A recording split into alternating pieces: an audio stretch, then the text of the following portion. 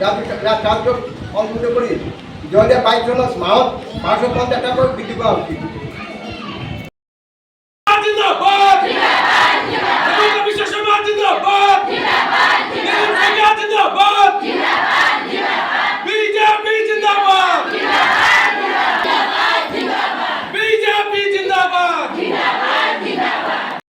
সকলোৰে আদৰত অসমখনক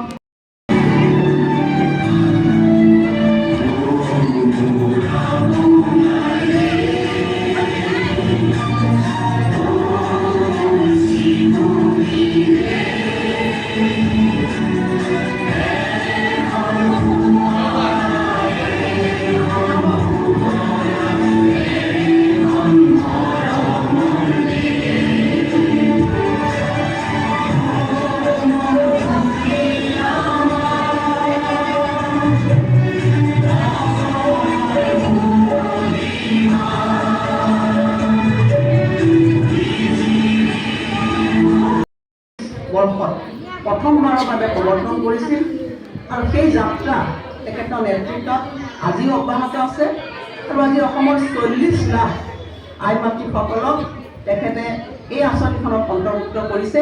গতিকে মই অসমবাসী ৰাইজক বিনম্ৰভাৱে অনুৰোধ জনাইছোঁ, আপোনালোকক অনুৰোধ জনাইছোঁ, এটা বিশাল কৰতালিৰে অসমৰ মুখ্যমন্ত্ৰী ডাঙৰীয়া আমি অভিনন্দন